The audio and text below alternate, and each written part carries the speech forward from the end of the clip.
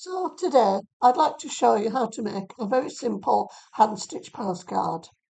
Here you can see here's one I made earlier. This one was based on a piece of work I'd made previously which I really liked.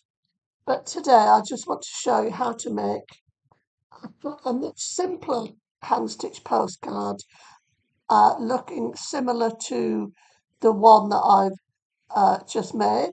You might notice it's not yet stitched onto a postcard. That's because I'm not sure yet if I'm going to add further embellishments. But if I go back to this one, you can see this was hand stitched onto the postcard using blanket stitch. So first of all, what are you going to need? Well, you're going to need a postcard. Not sure why I've got a postcard of a sheep. It probably came in a scrapbooking pack, but this is the one I'm going to use. You're going to need I'm using felt for the background, which I've drawn around my card to make sure it's the right size. And we'll come to why I've already got a flower on there in a moment, because you will also need, I'm using felt as the background. You can use wadding if you wish. I like felt because it's quite easy to sew through. So you'll need your background fabric and you'll need your fabric for your motifs. So I have got my fabrics here. My flower shapes were cut out using these wonderful biscuit cutters. Now this particular flower, I made sure that I drew round it on the back of the fabric, not the front. And the pink doesn't really have a back or a front, so that's not too bad. You're also going to need some thread. Now I'm using embroidery thread, but I'm only using 3 strands instead of the full 6. You're going to need sewing needles, scissors, pins, or a glue stick. Now, personally, when I'm attaching a motif onto a background, I like using the glue stick because I find that sometimes the pins don't always make your motif sit flat. I'm going to remove the postcard now on the biscuit cutters. So the first thing I'm going to do is just put a little bit of glue on the back of the flower so that it will hold it in place enough for me to hand stitch it. Now, I'm using blanket stitch to go around it, but you can use whatever stitch, just an overstitch if you like, or a running stitch. So, I haven't knotted my thread. Sometimes I do, sometimes I don't. I'm just going to go on the back and do a couple of overstitches, which will act as the knot. And then I'm just going to come through and blanket stitch around the flower.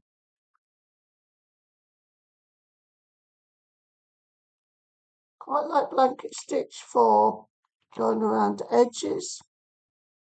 If I was going to be doing this on the felt when I attach it to the postcard, I will probably do that with all 6 strands, but for this purpose, I'm just using 3. Blanket stitch is one of my favourite stitches. Out of all the stitches you can use, I think I use about 5 or 6. So back stitch, straight stitch, chain stitch, blanket stitch, French knots, and of course straight stitching can take many forms. So you can take it in running stitch, seed stitch. There's a whole variety you can do with just one stitch. And you can change how that stitch looks by the size of your stitch, the thread you're using, the colour of the thread. So just because you might only be using one stitch doesn't mean it has to be boring.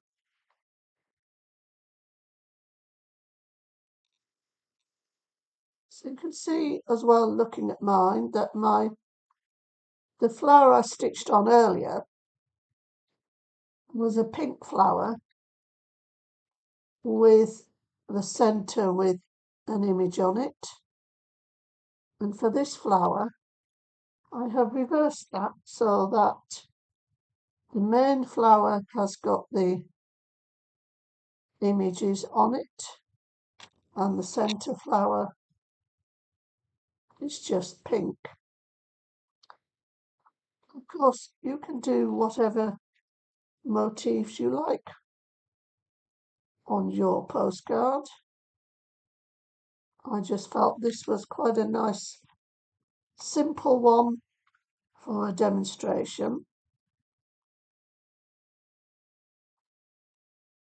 And if you're working on a project that has a particular theme, you might use a motif that's in that particular theme. Now I can see I'm about to run out of thread. Fortunately, I took the precaution of threading up another 3 needles. So I'm just going to fasten that off. So you don't have to sit and watch me trying to thread a needle, which can sometimes take a little while. So let's pick up another needle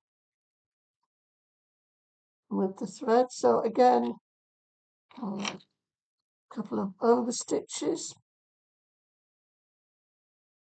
to anchor it.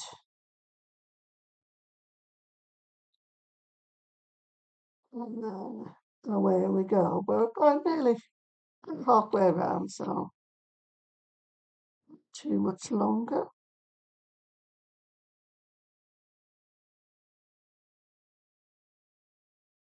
Just hand stitching is such a relaxing thing to do.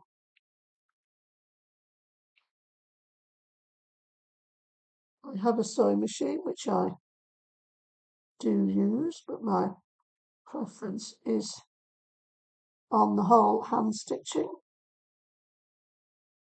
Doesn't require lots of equipment. It's very portable and allows you a bit of time out from whatever else might be going on in your world.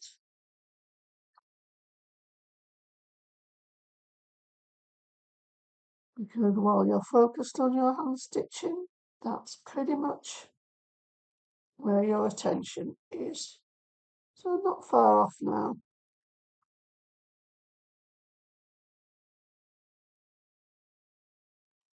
And then I'll stitch the flower into the middle.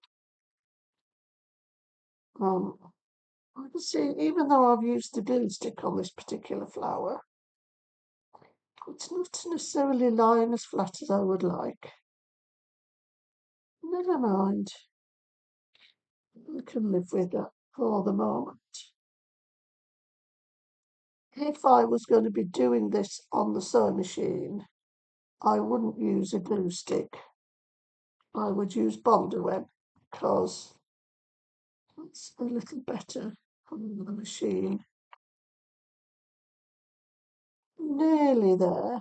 I can see here, yes, it hasn't. It's laid as flat as I would like. To worry.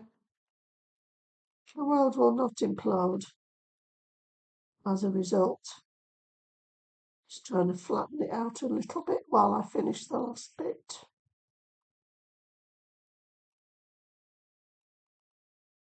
Couple more stitches and we should be there. That's not too bad.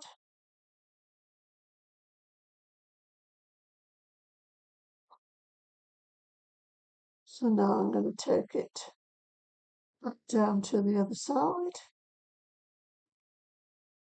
and finish it off again with a couple of flower stitches. So that's my main flower stitched on. So I'm now going to add my pink flower, which kind of covers up a little bit that slight bumpiness. Anyway, we'll see how this works this time. Bit of glue stick and pop it on. Pick up another needle and thread and stitch this onto the back. Now I like to stitch the main flower onto the background fabric before I stitch the flower into the centre, mainly because that gives me a little bit more to hold on to rather than just stitching the little flower onto the bigger flower. Whichever way round you do is absolutely fine. It's not a case of you have to do it this way. It's a case of you could do it this way, but you can also do a way that suits you better. It is, after all, will after all be your postcard. So, and the same with the stitching. It is entirely up to you which stitch you use. There are plenty of books out there with embroidery stitches, and obviously YouTube offers a whole variety of tutorials for different stitches.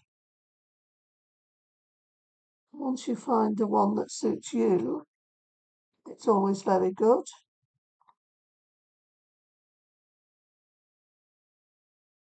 So I've nearly just looked at the table and realised you can see a lovely big stain on the table,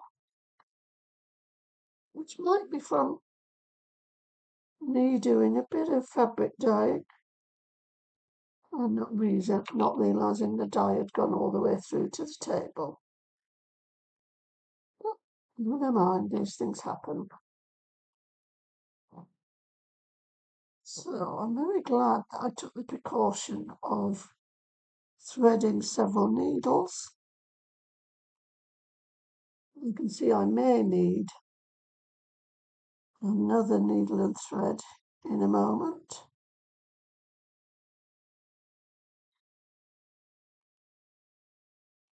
Let's see how far we go. I don't like to leave it till my thread is too short before I change it, because then it's difficult to fasten it off. So I think I'm probably, and I've only got a little bit to go, but I'm actually going to fasten that off now. I may keep all these little threads. I'm not entirely sure, you never know what they might come in useful for. So here's my final needle and thread. So again, I'm just going to overstitch. There's nothing wrong with using a knot. Just today, I didn't feel like doing them. So last little bit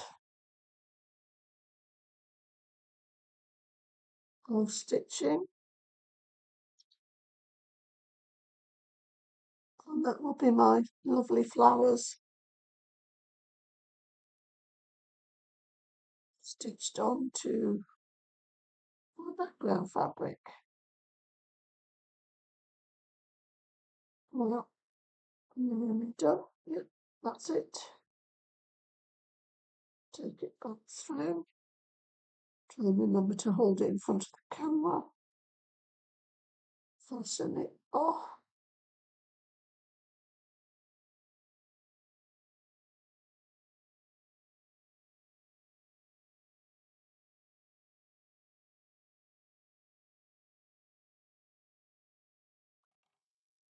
So there are both my flowers stitched onto my background fabric. Now this one I may put a little tiny button in the centre of, I'm not sure yet. That one I probably will because there isn't anything in there. And I may add little buttons on the outside. So again, like this one, I'm not currently going to stitch it onto the back of the postcard. If you don't have a postcard to hand, you just need a piece of card that's about 6 inches by 4 inches. I can't offhand remember what the metric equivalent is, but you'll be able to look it up. Now, you can, obviously, people think, oh, can you sew through paper or card? Yes, you can. A couple of things to bear in mind when you're stitching through paper or card. Be very definite about your hole because once you've made a hole, it will stay there. And also, remember to keep a reasonable distance between your stitches because if you have them too close, you will end up with one big hole. Again, I blanket stitched around it because I like blanket stitch, but you could overstitch it. You can just do running stitch around it. So hopefully that's been helpful in getting you started with your own hand-stitched postcard. It would be lovely to see photos of the results and hope you enjoy having some lovely quiet hand stitching time.